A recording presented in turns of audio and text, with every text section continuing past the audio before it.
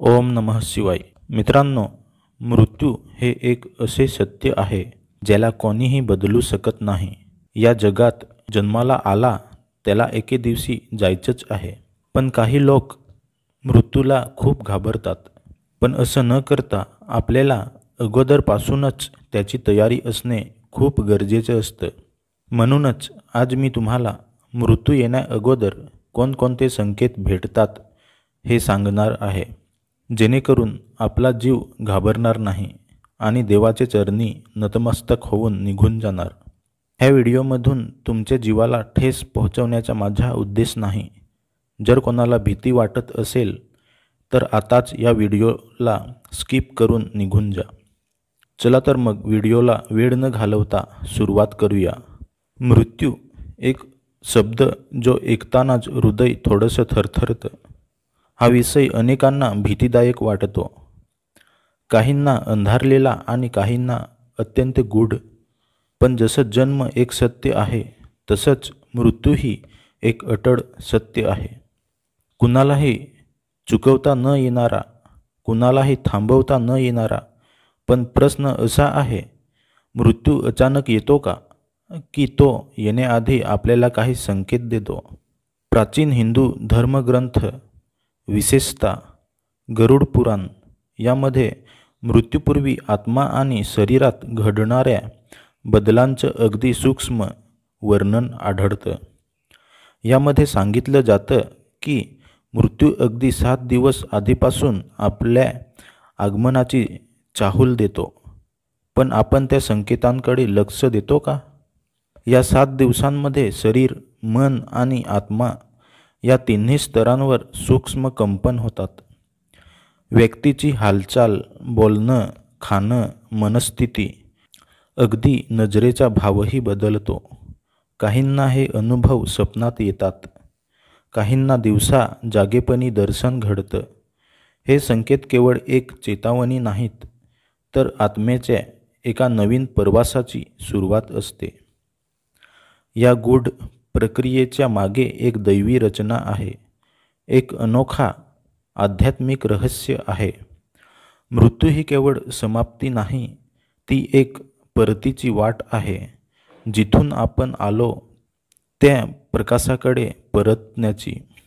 या व्हिडिओत किंवा लेखात आपण जाणून घेणार आहोत ते मृत्यूच्या 7 दिवस आधी दिसणारे सूक्ष्म पण अत्यंत महत्त्वाचे संकेत। हे संकेत केवळ जिज्ञासूंना नव्हे, तर प्रत्येक जिवंत माणसाला समजायला हवेत, कारण मृत्यू समजला तरच आयुष्याचं खरं मूल्य उमगेल। जीवन आणि मृत्यू या दोन टोकांच्या दरम्यानचा प्रवास अत्यंत रहस्यमय असतो। आपण जन्माला येतो, वाढतो, अनुभव घेतो आणि शेवटी एका क्षणी शरीर सोडून निघून जातो।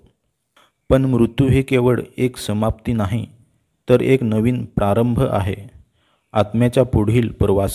अनेक धर्मग्रंथ, विशेषतः गरुड पुराण, कठोपनिषद, योगवासिष्ठ आणि विविध संतांची वाणी यामध्ये मृत्यूपूर्वी आत्मा आणि शरीरात येणाऱ्या सूक्ष्म बदलांची विस्तृत माहिती दिली आहे।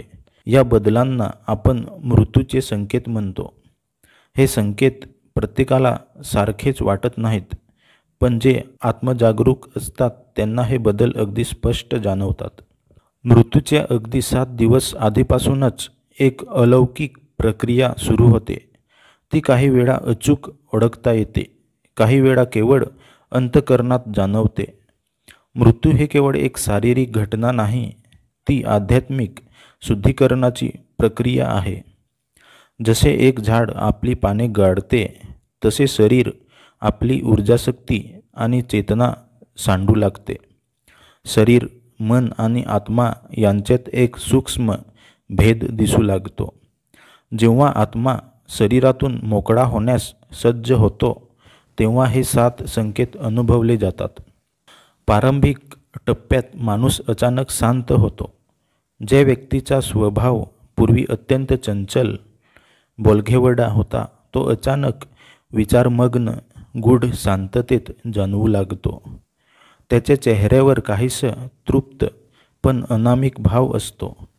तो फारसा संवाद करत नाही. त्याला मोठमोठ्या गोष्टींपेक्षा साधेपणा प्रिय वाटतो. हा बदल शरीरातल्या प्राणशक्तीचे ओहोटीमुळे होतो. शरीर हळूहळू ऊर्जा गमवू लागतो, पण आत्मा जागृत होऊ लागतो. ही स्थिती अत्यंत सूक्ष्म असते. दुसऱ्या दिवशी तो व्यक्ती खाणं पिणं सोडतो. अगदी आवडत्या अन्नालाही तो नकार देतो. तहान लागलेली असूनही तो पाणी नको म्हणतो. हे पाहणाऱ्यांना आश्चर्य वाटतं, पण हे शरीराची चेतना मागे घेतली जात असल्याचे लक्षण असतं. शरीराला आता अन्नाची गरज उरत नाही. आत्मा वेगळं होण्याच्या प्रक्रियेत असतो. त्याचे चव आणि वासाचे ज्ञान कमी होऊ लागतं. काही वेळा माणूस पाण्याऐवजी केवळ ओठ ओलसर करतो आणि समाधान मानतो. हा देखील एक आध्यात्मिक संकेत आहे. आता जीवन संपताना केवळ अस्तित्वाची अनुभूतीला राहते. तिसऱ्या दिवशी त्याचे बोलण्यात बदल होतो. माणूस जणू काही दोन जगांमध्ये अडकलेला असतो. तो कोणाशी तरी संवाद करत असतो. ते कोण आहेत हे आसपास त्यांना कळत नाही. तो म्हणतो, ते आलेत, ते मला घेऊन जातील, माझी तयारी पूर्ण झाली. काही वेळा तो मृत नातेवाईकांचे दर्शन घेत असल्याचं सांगतो. हे दृश्यभान इतरांना विचित्र वाटतं, पण जे मृत्यूच्या सीमारेषेवर असतो त्याला ते दृश्य वास्तव वाटतं. शरीरासोबत आत्मा वेगळ्या पातळीवर कंपन करत असतो. त्याला दिव्य शक्ती, पूर्वज, दूत यांचे संकेत मिळू लागतात. हा अनुभव मृत्यूदर्शन या संज्ञेने ओळखला जातो. चौथ्या दिवशी शरीरात थंडी जाणवू लागते. हातपाय थंड होतात. रक्ताभिसरण मंदावतो. त्वचेचा रंग फिकट पडतो. नखं निळसर होऊ लागतात. शरीर प्रक्रिया हळूहळू थांबू लागतात. याच वेळी माणूस श्वास घेण्याची पद्धत बदलतो. कधी खोल, कधी अथळ असा श्वास चालतो. काही वेळा तो डोळे मिटून शांत पडतो आणि काही वेळा डोळ्यांतून अश्रू वाहतात. दुःखाचे नव्हे तर आत्म्याचे सुटकेचे. काही संत सांगतात की याच वेळी प्राणवायू शरीरातून बाहेर पडण्याच्या तयारीत असतो. पाचव्या दिवशी व्यक्तीला झोप खूप लागते. जास्त वेळ तो अर्ध्या शुद्धीत असतो. जागेपण आणि झोप यामध्ये सीमारेषा राहत नाही. तो तासनतास डोळे मिटून पडलेला असतो. मध्येच काही वेळ जागा होतो, पण लगेचच पुन्हा विसावतो. कधीकधी तो अंधारातही बोलतो.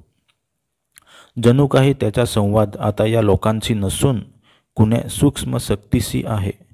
काही वेळा तो एखादा शब्द सतत म्हणत राहतो. आई, राम, पाणी, शांती इत्यादी. या क्षणी आत्मा अखेरच्या प्रवासासाठी सज्ज होत असतो आणि शरीरात उरलेली प्राणशक्ती आता फक्त त्याच्या मोकळ्या होण्याची वाट पाहत असते.